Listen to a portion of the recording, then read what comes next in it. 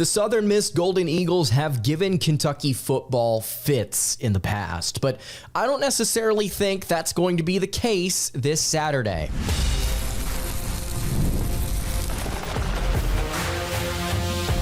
You are Locked On Kentucky, your daily podcast on the Kentucky Wildcats, part of the Locked On Podcast Network, your team every day. All right, what's going on, Big Blue Nation? Welcome on into Locked On Kentucky, your daily Kentucky Wildcats podcast. I'm your host, Lance Dawe, and on today's episode of Locked On Kentucky, we are going to be previewing Kentucky versus Southern Miss. What do we know about the Golden Eagles? How do they match up with the Wildcats? Going to give you a final score prediction on today's episode. Thank you so much for making Locked On Kentucky your first listen every single day. Want to remind everyone out there that we are free and available on all platforms. And if you are watching on YouTube, I would greatly appreciate it if you subscribed to the show. And if you are listening on podcast, I would also appreciate it if you subscribed there as well. Today's episode is brought to you by 5 Hour Energy. 5 Hour Energy fixes tired fast, and with zero sugar and a convenient portable size, it's the perfect pick-me-up for getting stuff done. So go to 5hourenergy.com and use promo code LOCKEDONCFB to receive 20% off your order. This offer is only valid through September 30th on one order and cannot be used with other promotions. Go to 5hourenergy.com today. All right, let's go ahead and get into it. Kentucky football kicking off their 2024 college football season against the Southern Miss Golden Eagles, a team that has previously defeated the Kentucky Wildcats during the Mark Stoops era. I believe it was the start of the 2016 season, if I am not mistaken. The Southern Miss Golden Eagles, though, I think are an incredibly weak team heading into this season. We'll start here at the top with what we know about Southern Miss, led by head coach Will Hall, who is 13-24 in his few seasons there down in Hattiesburg. They have just simply not been able to find any sort of consistent rhythm underneath head coach Will Hall. There have been injuries, there has been bad luck, there has been inconsistency that has kind of led them to these sub 500 records during his first 3 years, again, down in Hattiesburg. The thing with Will Hall, though, according to what I have read and what I've seen, the administration seems to like him and they want him to work at Southern Miss. So they've been able to kind of keep things at bay. And I think that this year may be a little different for Will Hall, especially if he produces yet another 3-9 record, which is what the Golden Eagles had a season ago. I think that things may get a little wild for Southern Miss, a little awkward behind the scenes, I should say, rather, with the way that this administration kind of views the program. A team that was consistently going to bowl games before Hall got there, just haven't been able to find any rhythm, haven't really been able to get close to 500 ball, and they had Frank Gore Jr., son of NFL running back legend Frank Gore, on the roster, and they still weren't really able to do a ton with him again on the roster and producing. He wasn't just kind of there, he was actually producing. Outside of Will Hall, what are some of the major storylines for the Eagles heading into this year? Well, they have two new coordinators, one on both sides of the ball. Chip Long, previously at Memphis, Notre Dame, Tulane, Georgia Tech, all as an offensive coordinator. Also spent time at Louisville, Tennessee, Arkansas as a graduate assistant, and then different other position coaching jobs. Chip Long, solid for the Memphis Tigers in 2016, solid during his time at Notre Dame, Tulane, Georgia Tech in 2021. He was okay. I think that the offense needs somebody like him on staff to kind of help direct them. I think he was a good hire. Clay Bignell, defensive coordinator, spent the last 2 years at FCS Eastern Illinois. Another solid pickup, but is it enough with the current state of the roster? I think that's something that you have to ask here again. 13-24, and you would like to think, okay, with Frank Gore Jr. back, hopefully you're able to hopefully you're able to return some other talent to kind of offset that major loss. No, you don't really have that chance. You have 2 starters returning on offense, 5 on defense, and there's just a lot of retooling across this roster. If you look at the quarterback spot, which we'll dive into a little bit more in depth here later on the show, replaced the starting quarterback with Tate Rodemaker, I believe that's how you pronounce his last name, a Florida State transfer, a tall, strong quarterback that got a start in the game against Florida to end the season last year because of injuries. Not the best player in the world, but at a place like Southern Miss, I think he could find some consistency at a place that's really struggled to provide that. He will be leading the offense, a very new offense, a lot of transfers, a lot of underclassmen kind of having to step up as well. The receiving core is interesting, at least their projected starters, according to Athlon. You've got Javion Butler, a 6'5" wideout that really didn't get a ton of playing time last year, didn't record any statistics. You've got Larry Simmons, an Ole Miss transfer who saw absolutely no playing time with the Rebels. And then you've got T. Mims, who had 445 yards, Ty Mims, who had 445 yards and 2 touchdowns receiving last year, a 5'9" slot receiver. He was third on the team in yards last year. And then you've got the running back Rodriguez Clark, who split time with Frank Gore Jr. last year, but fifth-year senior, spent 3 seasons at Memphis where he amassed over 1,000 yards rushing on just 4.3 yards per carry. But last year had 429 yards on 5.6 yards per carry. Again, shared the backfield with a really, really good player. So could Rodriguez Clark step into a larger role and kind of produce at a level that he really hasn't throughout his entire career, hasn't really been able to break 600-ish yards in any season of college football. Maybe, hopefully, he would be able to do that this year. Of course, the problem is if Southern Miss wants to try and elect to run the ball, they're not going to have a very confident offensive line. They only have one returning starter for a unit a season ago that was 106th nationally in sacks allowed. They gave up 34. This was not a sound unit a season ago. And again, I know that there's a lot kind of fresh. There are a lot of fresh faces here. There are a lot of things to kind of analyze and say, he could be good. He could be okay. He could kind of improve things for Southern Miss. But I don't really know how big of a step forward the Eagles are really going to take with guys like Larry Simmons or Tate Rodemaker. Is Rodriguez Clark able to provide any sort of major spark for this offense? Can Ty Mims actually be something legitimate past just an average statistical receiver? Can this offense be anything above average at any point with offensive coordinator Chip Long against a Kentucky defense that really does, like we've mentioned recently on the show, provide a lot of experience and a lot of physicality and a lot of depth up front? It's hard to envision Southern Miss's offense really going anywhere, right, in this contest. And this is all going to kind of lead to my final thoughts towards the end of the show. This is not the Southern Miss of old. This is not Nick Mullins beating Kentucky in 2016. This is not them taking it down to the wire 24-17 just a few seasons ago.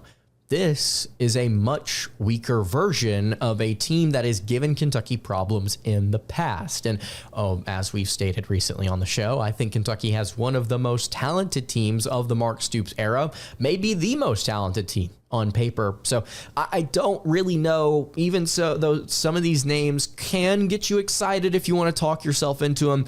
I don't know how much of a threat this offense really does kind of pose to the Kentucky Wildcats and their very experienced team. Before we continue our conversation here, I want to tell you guys about our friends over at 5 Hour Energy. Are you tired after lunch? Well, you're not alone. I myself am a night owl, and sometimes it's hard to keep it pushing once you get past noon. Research shows that more than 70% of us actually hit the wall after lunch, and you can help yourself with 5 Hour Energy. Take a 5 Hour Energy shot to help you leap over that wall instead of crashing into it. It's something that I've been doing recently, just trying to get over the hump. And 5 Hour Energy has certainly helped me. They have phenomenal flavors that you can go and check out online. Watermelon, tropical burst, grape, berry. There's a flavor for everyone. You can mix and match a 12 or 24 pack. Get the flavors that you want. Try out a bunch of them. I like grape. That's the one I would suggest to you. Of course, all of them are phenomenal. Zero sugar, convenient portable size. It's the perfect pick-me-up for getting stuff done. You can go to 5hourenergy.com. That's the number 5, hourenergy.com, and get some 5-Hour Energy product today. You can use my promo code LOCKEDONCFB to receive 20% off your order. This offer is only valid until September 30th on one order and cannot be used with other promotions. The code is not good on subscription orders as well. Again, go to 5hourenergy.com today. Use promo code LOCKEDONCFB to get 20% off your order. All right, I want to kind of continue along here. Let's take a look here at the defense, kind of assess where this Kentucky Wildcats offense may be, and then we'll give a final score prediction at the end of the show. So, like we mentioned, offense has a ton of new faces, only 2 starters. 5 starters returning on the defense. 2 of those players projected to be backups, according to Athlon Sports. So really 3 starters, if you want to count kind of how this thing's going to go from a rotation standpoint. They've got safety Braxton Myers as somebody that I think we need to watch in this game. He was a Purdue transfer, former 4-star coming out of high school, could end up being a solid piece on the back end for them. Then you've got a linebacker in Trey Pinky. They need some experience in the linebacking core, and they have him, and then Joel Clemens, a senior linebacker, but Pinky, a Coastal Carolina transfer, had 50 tackles for the Chanticleers in 2022. The players that are back, great. You've got another year of experience. For the players that came in from JUCO or the transfer portal, awesome. You're going to be able to contribute right away. But again, this is not really a team or a program that has had a ton of success on either side of the ball. And last year, they just sort of bled at every single stop. They were 112th nationally in yards allowed per game. They were 131st in yards allowed per play at 6.72. That is awful. And then a fun little statistic here for you. They were 125th in 20-plus yard plays. They gave up 72 plays that went for 20 yards or more. That's an average of 6 per contest. My expectation is that Kentucky, with the way that their running back situation currently sits, they take some shots downfield, and with the running backs that they have on roster, they hit some home run plays. Demi Sumokongbe is somebody that we mentioned recently on the show, has a very high yards per carry average. I believe it's 7, actually, with the Kentucky Wildcats. He's going to be getting the start in this backfield because Ohio State transfer Chip Trayanum is injured. Do you lean on his explosiveness, possibly, in this game? Does Southern Miss give up some big run plays? Do they get gashed like they did all last year? Final note here on the Southern Miss defense. They were 128th in points per game last season. Hawaii, Vanderbilt, UAB, just among the teams that were right underneath them. 35.8 points per game. Does Kentucky score a ton in this one? No, I'm not sure, and we'll get to that in just a minute because of how Kentucky has fared in non-conference matchups in seasons prior, but this defense, I don't think, even with a new coordinator, even with a new group of transfer portal talent kind of being infused here, I don't necessarily know if they're going to give Kentucky any sort of major problems. Now, there are concerns for the Wildcats on offense. Like, how is the offensive line going to go from last year? They were 44th nationally in sacks allowed. Definitely an improvement from the previous season, but are they going to be able to continue to rebuild that strength, that big blue wall that used to be such a major aspect of this program? Do the pass catchers and Brock Vandagriff build chemistry? I know Kentucky's had issues with inconsistency at quarterback play early on or in the non-conference slate. What does Vandagriff look like throwing to Barion Brown, Dane Key, Macklin, as we talked about a couple of episodes ago, former 1,000-yard receiver at North Texas? Can they get those guys the ball? Can the offensive line hold up against a team like Southern Miss? There are all of these different things that could factor into Kentucky having major problems and inconsistencies, but I don't necessarily know if it's a reflection on what Kentucky is for the entire season. Maybe it's just a reflection if things do go poorly. A reflection of, hey, it's week 1, you get your week 1-iness kind of out of the way, and you start to build towards South Carolina in the following week. The Eagles, again, I want to reiterate this. they don't show a lot of promise on paper. The only reason that I'm sitting here sort of concerned about maybe how things will go for Kentucky in this week 1 game is obviously history. I think that also plays a part of this conversation for sure. And then also Kentucky just not really putting its foot on the gas and then keeping it there against lower level group of 5 competition. We've seen this time and time again. Again, I want to reiterate, I think that this year's team is probably the most talented team that Mark Stoops has ever had. So is that an issue in this game with where Kentucky can kind of build a lead early, maybe find some drives and score some points early? And then they're able to not just sort of sit on it like they have in games past, but they're also able to build upon that. I think that's something that we have to watch out for here. Explosive plays, I think, are going to be a huge part of this. Is there a single defensive back on Southern Miss's roster that can guard Barion Brown? Will Hall said it himself. He thinks that Brown is better than Tyreek Hill. He's faster than Tyreek Hill. And I think that Brown is certainly comparable to Tyreek Hill's speed. I'd love to see those two race. I would have faith in Brown actually competing and possibly even winning that as well. One of the fastest receivers in America. I said he's the fastest receiver in college football recently. You've got him. You've got Dane Key, who's very consistent as well. Is there a single player on this Southern Miss roster that I have on this sheet of paper here? Michael Caraway, Braxton Myers, Jay Jones, Jordan Johnson, MJ Daniels, Zay Franks, Quez McNeil. You've also got Hayes Puckett. You've got well, actually, that's your entire secondary there. Are there any players, any of those players, capable of stopping Brown, Macklin, and Key? I don't know. All right, before we wrap up the show, I want to tell you guys about our friends over at FanDuel. You've heard us talk a lot about FanDuel. It's America's #1 sports book. Well, we've got something a little different here for you today, because now through September 22nd, all FanDuel customers can bet $5 and get a 3-week free trial of NFL Sunday Ticket from YouTube and YouTube TV. Then with a YouTube TV base plan, you'll be able to watch every single regular season Sunday afternoon out-of-market game. All you need is a Google account and a current form of payment, and you can cancel anytime. Just visit FanDuel.com/lockedon to download America's #1 sportsbook. Again, that is FanDuel.com/lockedon. All right, before we wrap up the show, I want to tell you guys about our friends over at Factor. You can fuel up with Factor's no prep, no mess meals. You can meet your wellness goals in no time thanks to the menu of chef-crafted meals with options like Calorie Smart, Protein Plus, and Keto. Factor's fresh, never frozen meals are dietitian approved and ready to eat in just 2 minutes. So no matter how busy you are, you'll always have time to enjoy nutritious, great tasting meals. And they've got over 35 different meals and more than 60 add-ons to choose from every single week. So you'll always have something new to explore. Again, crush your wellness goals this summer with dietitian-approved meals and ingredients that you can trust.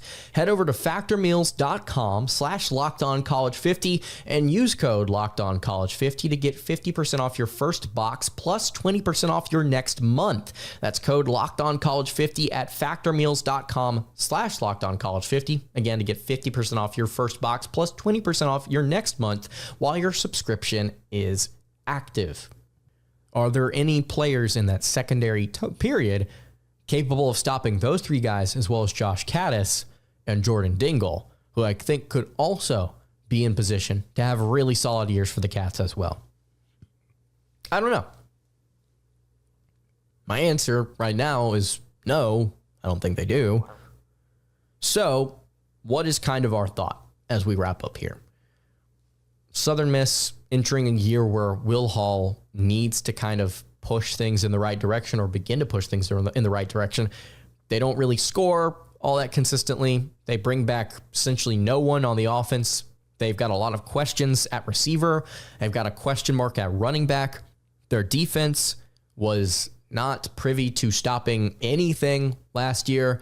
Their secondary struggled. Their defensive line struggled. By the way, if you go and look at the explosive plays as compared to pass and run, they had issues all over the place. It wasn't just like, oh, they were really bad at the run, but they were okay at stopping the pass. No, it was just bad. Period. Full stop. I think Kentucky, this is more about them focusing on what they can improve before they take on South Carolina. At least I hope that's the situation. If you struggle against this Southern Miss team, or if you lose to this Southern Miss team, there's some dramatically different conversations I think we're having about Stoops and about the state of this program heading into next week, but I don't expect that to be the case. Are there concerns with running back? Possibly. There's not a single running back behind Sumo Kongbe that has taken a college snap. Are you able to run the ball as effectively as you want to? The Kentucky players have said in interviews recently, you can pretty much put anybody behind that offensive line and you can run them. Yeah, I agree with that. Do we see it on Saturday? Do we see Vandagriff settling in? How does the offensive line look? Does the defensive line plug the holes, get the stops that they need to? What does Kentucky's pass coverage look like? Are they consistent on the back end? Can they lower their completion percentage allowed? Can they get off the field on third down? I think Kentucky's more talented. I think that Kentucky has a lot going for them offensively. I think that Southern Miss has too many questions on both sides of the ball to make this a legitimately competitive game. I like their staff hires. I like Will Hall as a person and as a coach. Don't think that they're going to make this one extremely competitive, at least not for the entire duration of the game. I think Kentucky ends up winning this one. Give you a generic score. Give me 41-17. I think that that's where this one ends. I think Tate Rodemaker does end up getting a couple of touchdowns on the board, but at the end of the day, Kentucky's offense and their explosiveness could end up proving too lethal. Tempo in this game also may be a legitimate question. Like, how does that affect this outcome? Because Kentucky said this offseason, hey, we want to be able to kind of like get to the line of scrimmage a little quicker, but we're not like going mock speed. We're not going as quickly as some of these up-tempo offenses out there. We just want to be able to go out there and play with some more tempo. We want to play just a little bit quicker. So how does that affect Kentucky this year? We'll also have to find that out. So that's going to do it for today's episode of Locked On Kentucky. Let me know your final score predictions in the comments below for this matchup. I think it's going to be a fun one just to see what Kentucky's working with on the offensive side of the ball. And then, of course, the defensive line and secondary. Really, really interesting as well. You can follow the show on Twitter at Locked On UK. You can follow me on Twitter at LanceDawe_. And you can follow the show over on Instagram. That is at Kentucky Podcast. Any questions, comments, concerns, leave those in the YouTube comments below. Hit me on the socials. I will see you all tomorrow for another episode of Locked On Kentucky. I hope you guys have a great rest of your day, and God bless.